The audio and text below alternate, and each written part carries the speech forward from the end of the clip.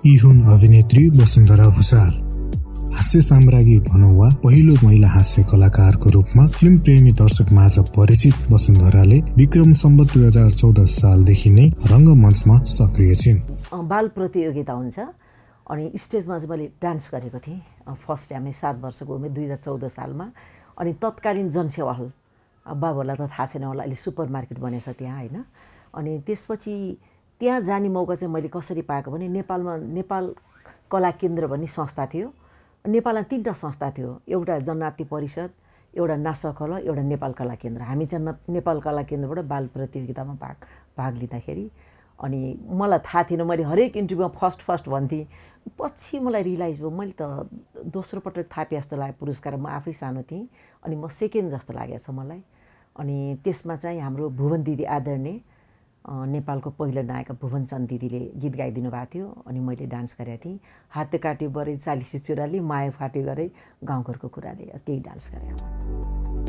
यसरी प्रवेश भयो उनको रङ्गमञ्चमा। तर उनको यात्रा यतिमै सीमित हुनेवाला थिएन। त्यसैले निरन्तरता पाउँदै गयो र उनलाई फिल्मको नजिक लग्न सफल भयो।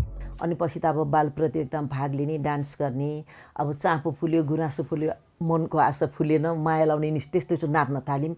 अनि त्यसपछि 2018 सालमा डोला मैया भन्ने नाटक, अनि त्यसमा पनि नायिका भुवन दिदी हुनुहुन्थ्यो, त्यो पनि कला केन्द्रबाटै प्रस्तुति गरेको। अनि त्यसको चाहिँ डोला मैया भन्ने नाटक चाहिँ एउटा राणा कालको चाहिँ एउटा डोला पाल्ने त्यो थियो क्यारे। अनि त्यसमा चाहिँ हाम्रो कृष्णप्रसाद रिमाल, हरिप्रसाद रिमाल दाईको दाई, उहाँले डाइरेक्सन दिनुभएको। मेरो नाटकको फर्स्ट गुरु चाहिँ हाम्रो चाहिँ कृष्णप्रसाद रिमाल हो। अनि त्यसपछि 2021 सालमा आमा फिल्मको सुटिङ हुने टाइममा चाहिँ अब हाम्रो भुवन दिदी हिरोइन रहेछ। अनि म चाहिँ सांस्कृतिक यो के अरे हाम्रो एकाडेमी राजकीय प्रज्ञा प्रतिष्ठानमा चाहिँ 3 वर्ष तालिमको लागि म ड्रामामा त्यहाँ कार्यरत थिएँ। अनि म चाहिँ बाइ द वे भुवन दिदीलाई भेट्न आएको थिएँ नाचरा। बसी मेरो सुटिङ चाहिँ हेर्न जान्छस् भन्यो। अब म त चम्किहालेँ। अब सुटिङ कस्तो त मलाई थाहा थिएन, तर सुटिङ भन्ने कुरो चाहिँ मलाई थाहा थियो। अनि जान्छु दिदी भनेर दिदीको पछि लाएर गएँ। दिदीको सुटिङ मैले हेरिरहेँ चोबारको डाँडामा। मैले धेरै इन्टरभ्यूमा भनिसकेँ है। अब हुन त त्यही कुरा सोधेपछि भन्नै पर्छ हामीले। अनि डाँडामा म चाहिँ मिनी स्कर्ट लगाएको थिएँ, बोय स्कर्ट कपाल काटेको थिएँ। अलिक केटा जस्तो थिएँ म क्या, अलिक कडा पनि थिएँ, अलिकति तर्साएर पनि नि, अलि रमाइलो टाइपको थिएँ म चाहिँ, त्यस्तो टाइपको थिएँ। अनि डाइरेक्टरले हेरिरहेको रहेछ, वाच गरेर रहेछ। लन्च ब्रेक भयो, खानाहरू खाएँ, यताउता गरेँ। अनि दिदीहरूको सुटिङ तल ओह्रालोमा भइरहेको थियो। म चाहिँ डाँडामा यसरी बसेर हेरिरहेको थिएँ होइन। अनि गर्दाखेरि दिदीलाई 2टा इँटा राख्यो क्या, शिवशङ्कर दाईलाई चाहिँ राखेन। अब अहिले थाहा पाएँ त्यो इँटा राखेको हाइट दिएको रहेछ। दिदी अलि होचो हुनुहुन्थ्यो। अनि त्यही बेला पनि मेरो दिमाग ला किन इँटा राख्यो होला, क्यामेरा खिचिरहेको छ, सबै देख्छ। मनमा मलाई त्यस्तो क्या, अलि अब खै ओभर स्मार्ट भन्ने कि के भन्ने अब है, त्यस्तो लाग्यो मलाई। अनि त्यो चञ्चलपन यताउता देखेर ड्याड सरले छोकडा इधर आओ त भनेर बोलाए। कसलाई भने होला भनेर म सरासर गएँ। फिल्म में काम करोगी भने। अनि मलाई त्यो हिन्दी बोल्न न देगा त करेगा भने मैले सिधा यस्तो जवाफ दिएँ। त्यसरी नै मैले फिल्ममा काम गर्ने मौका पाएको। र यो चलचित्रमा आउने श्रेय चाहिँ म आदरणीय भुवन दिदीलाई दिन चाहन्छु। अनि रङ्गमञ्चमा आउने चाहिँ मेरो माइली दिदी सीता थापा।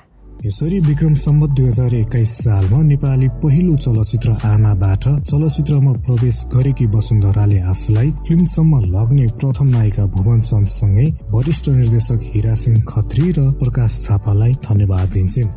र चलचित्रको मलाई चलचित्रमा जन्म दिने चाहिँ नेपालको पहिलो निर्देशक हिरासिंह खत्री हुनुहुन्छ। त्यसरी नै मलाई कर्म दिने चाहिँ आदरणीय वरिष्ठ निर्देशक स्वर्गीय हाम्रो चाहिँ प्रकाश थापा ड्याड साहब। र त्यसरी आजसम्म सबै डाइरेक्टरले निरन्तर दिए भएर त म आजसम्म आइरहनु भएको छ। र सबैलाई नै मैले चाहिँ धन्यवाद पनि दिन चाहन्छु, सम्झिन चाहन्छु। आफूमा ट्यालेन्ट भएर मात्रै हुँदैन, मौका पनि पाउनुपर्छ होइन, त्यस्तो लाग्छ मलाई। त्यही किसिमले नै म अहिलेसम्म काम गरिरहेको छु। ए राते अच्छी, त्यसपछि ए बाबै भुन्टी फुर्की गौथली जस्ता थेगोबाट नाम कमाएकी अभिनेत्री भुसालले थेगोको सुरुवात भने यसरी गरेकी रहेछिन्। मेरो फर्स्ट फिल्म नै ए रातै भनेर मैले सोलो एक्लै मैले चाहिँ एउटा हँसाउने सानो चाहिँ भुन्टी भनेको एउटा बाल कलाकारको उमेर थियो। मलाई 13-14 वर्ष जस्तो लाग्छ मेरो उमेर। तर सुरुमा चाहिँ डान्सहरू गराएको थियो, गीतहरू गराएको थियो। अब आफ्नो आफ्नो पालाको राजनीतिकमा आफ्नो आफ्नो किसिमको छ। त्यो बेला पञ्चायती व्यवस्था थियो। अब पञ्चै हो यो देश बनाइदियो, नेपाली इच्छा पुऱ्याइदियो, त्यो गानामा चाहिँ डोको बोकेर ग्रुपमा एकदम उ गरिरहेको थिएँ। अनि त्यसपछि हामीलाई कलकत्ता लग्यो। अनि कलकत्ता लगेपछि मैले अचम्मले रोल पाएँ। मैले त रोल पाउँछ मलाई थाहा पनि थिएन। अनि ड्याड सरले बोलाउनु भयो, छोकडा अब तिमीलाई आउँछ कि आउँदैन एउटा थेको भन्यो। कस्तो थेको ड्याड साहब भने, ओ माई गड भन्छ नि भन्दाखेरि मेरो एकदम दिमागमा आयो। भर्खर मेरो चाहिँ आफ्नो रिलेटिभ पर्ने चाहिँ धादिङमा मामाहरू हुनुहुन्थ्यो होइन। अनि त्यहाँ जाँदै ए नेपाली भान्जी ल ल ल नेपाली भान्जी नाचेर देखाउनु भन्थ्यो मलाई क्या।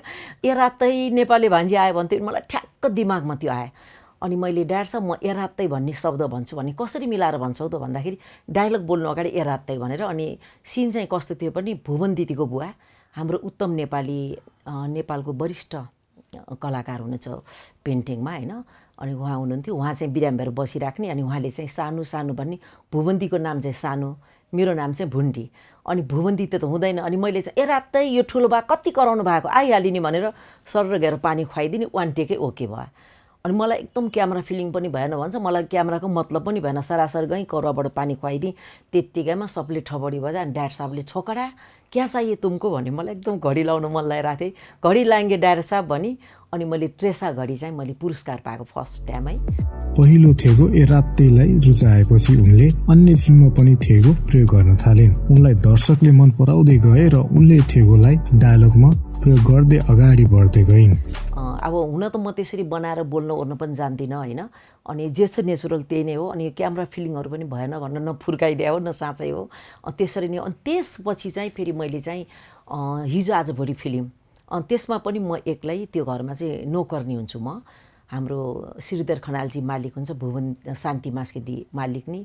अनि हिरो चाहिँ मित्रलाल शर्मा दाई हिरो हुनुहुन्थ्यो। अनि त्यसमा चाहिँ आची भनेपछि आची भन्छ नि बोल्दाखेरि, अनि त्यसमा नि आची भन्ने। अनि त्यसपछि चाहिँ फेरि मनको बात चलचित्र संस्थानको फर्स्ट फिल्म मनको बातमा डाँडेघाडी साइली भएर खेलेको थिएँ, ए बाबै भनेर क्या थिएको।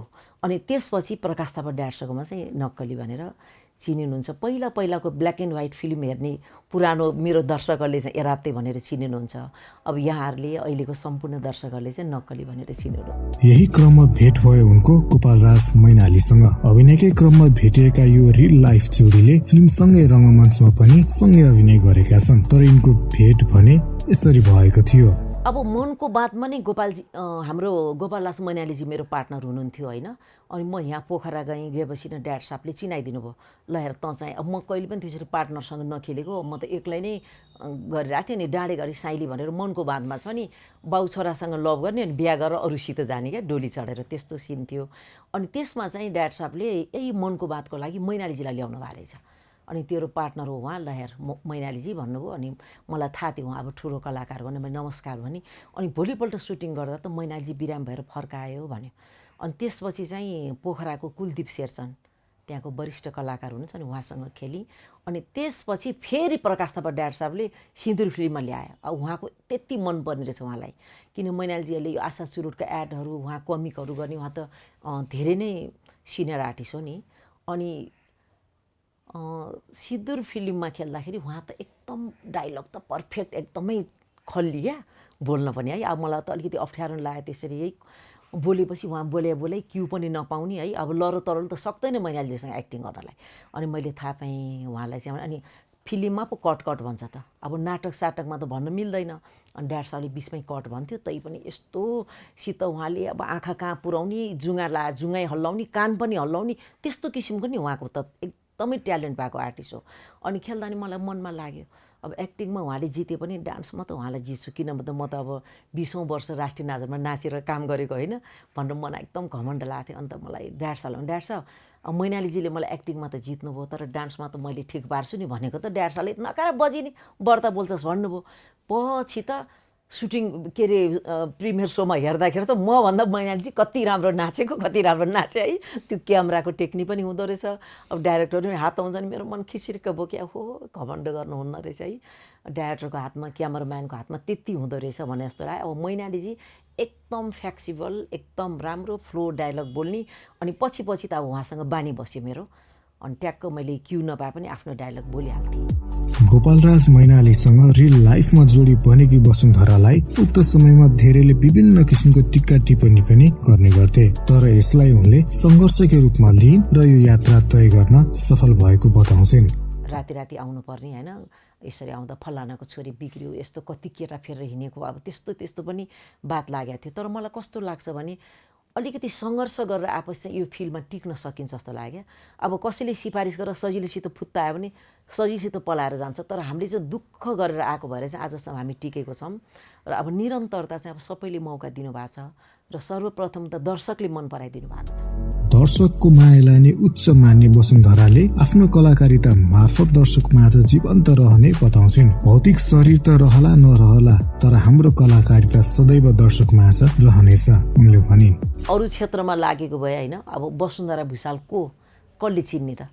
आज यहाँहरू यसरी घरमा आएर यसरी क्यामेरालाई यसरी इन्टरभ्यू लिएर दर्शक समक्ष ल्याउनु छ। हामी मरेर गए पनि जिन्दगीभर हामीहरूको इन्टरभ्यू आइरहन्छ र कलाकार भनेको जीवनमा कहिले पनि रिटायर हुँदैन। हामी मरेर हाम्रो लास जलिरहेको हुन्छ, यहाँहरूले टिभीबाट हाम्रो प्रोग्रामहरू दिइरहेको हुन्छ, हाम्रो फिल्महरू दिइरहेको हुन्छ, हामी बोलिरहेको छ, जीवन त हामीले अभिनय गरिरहेको हुन्छ। मलाई पटक्कै पश्चाताप छैन। त्यो बेलाको जति पिटाइ खाएँ, जति भनाइ खाएँ, त्यो बेलाको समाजै त्यस्तै थियो। सायद त्यति भनाइ नखाएर आएको भए कतै म पनि अनर्थ लाग्थेँ कि बिग्रिन्थेँ कि के हुन्थ्यो कि है, त्यो मेरो लागि चाहिँ एउटा खबरदारी पनि जस्तो लाग्यो। मैले त कहिले पनि पस्ताएको छैन। कोही कलाकारले चाहिँ 7 जन्म पनि छोराछोरीलाई यो फिल्ममा ल्याउँदिनँ भन्छ, मैले चाहिँ त्यो भन्दिनँ। एउटा नाट्यश्वरीले आशीर्वाद दिएको ठाउँ एउटा समुद्र हो।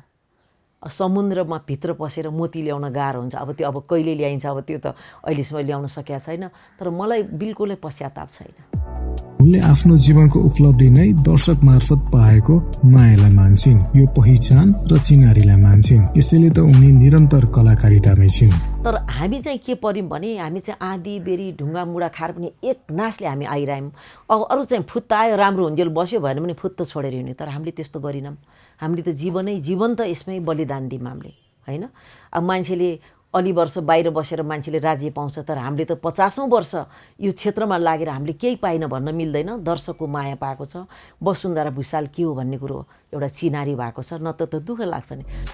वसुन्धराले आफू चलचित्र विकास बोर्डको सदस्य हुँदा कल्याणकारी कोषको स्थापना गरेकी थिइन्। उनले फिल्मसँग जोडिएको कुनै पनि विधाका व्यक्तिलाई परेको बेला उक्त कोषले सहयोग गर्ने बताउँछिन्। 2024 सालमा मित्रलाल शर्माको खुट्टा काटेको थियो। उहाँको चाहिँ खुट्टा सबै कालो भएर होइन, खुट्टै काटेको थियो। अनि यस्तो धेरै दुःखहरू पनि देखेको मैले होइन। अनि त्यसपछि एउटा आफ्नो बिरानो भन्ने सुटिङको युनिट विराटनगरबाट आउँदा एक्सिडेन्ट पर्यो।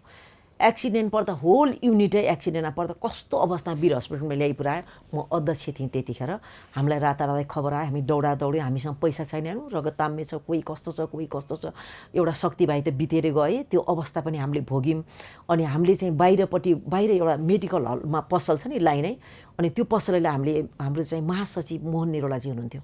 अब बढी चाहिँ दायित्व महासचिव र अध्यक्षको हुन्छ जुनसुकै संस्था पनि। अनि उहाँ र मैले चाहिँ एउटा सल्लाह गरेर अब जसरी पनि यो पसललाई भन्नु पऱ्यो, घरमा गइराख्ने कुरा पनि छैन, अब अहिले जस्तो आफ्नो गाडी पनि थिएन होइन, राति परिसक्यो। अनि त्यो पसललाई लगेर हेर्नुहोस् भाइ, जति औषधि लाग्छ हामी दुईजनाले तिर्छौँ, तपाईँले औषधि दिनुहोस् भनेर हामीले सलाइको बट्टामा हेर्नु, सलाइको बट्टामा सिग्नेचर गरेर त्यो पसलैलाई हामीले दिएर त्यस्तो अब धेरै दुःख छ। मलामी गयो, पैसा हुन्न, खासाखुसु कुराएर 100, 200, 50, 25 रुपियाँ उठाएर तिनै दाउरा साउरा किनेर पनि दाह संस्कार गरेर आयो। अनि बच्चैदेखि नै मलाई थाहा थियो यो कलाकारहरूकै कस्तो पीडा छ भनेर। अनि मैले नै यो विकास बोर्डमा चाहिँ विकास बोर्ड खडा भएपछि मलाई कोही चिन्दैन। हेर्नुहोस्, मन्त्रीहरू सबै चिन्छु, तर मैले कसैले पनि कसैलाई मलाई फलाना पोस्ट चाहियो भने म भन्दा पनि भन्दिनँ, भन्नु पर्या पनि छैन अहिलेसम्म है। अनि म चाहिँ फ्याट्ट चाहिँ प्रमुख अतिथि भएर म झापामा गएको थिएँ। हाम्रो चाहिँ अशोक शर्माजीलाई चाहिँ उत्कृष्ट नागरिक सम्मान गरेको चिफ गेस्ट थिएँ म र हाम्रो युवराज लामाजी। अनि प्लेनमा आउँदा पेपरमा स्वाट विकास बोर्ड खडा भएको सदस्य चाहिँ वसुन्धरा भुषाल भनेर मेरो नाम देख्यो। म त छक्क पऱ्यो है। अनि त्यसको अध्यक्ष चाहिँ हाम्रो यादव खरेलजी हुनुहुन्थ्यो। अनि त्यत्तिकैमा आएपछि मैले उहाँलाई एप्रोच गरेँ, हजुर एउटा चाहिँ मलाई यसरी कल्याण कोष खडा गर्ने इच्छा छ भनेपछि, ओहो एकदमै राम्रो, तिमीले गर, तिमीलाई म हेल्प गर्छु भन्नुभयो। तिमीले पैसा उठायो भने फेरि म 2 लाख राखिदिन्छु भन्नुभयो। विक्रम सम्वत 2014 सालदेखि नै रंगमञ्च मार्फत अभिनय यात्रामा रहेकी वसुन्धराले यस क्षेत्रमा झन्डै 7 दशक बिताइसकेकी छिन्। यद्यपि उनको काम गर्ने ऊर्जा र उत्साह भने अझै उस्तै छ। उहाँको निरन्तरताबाट पनि धेरैले सिक्न सक्छन्, बुझ्न सक्छन् अभिनय यात्रा र यसको संघर्षलाई।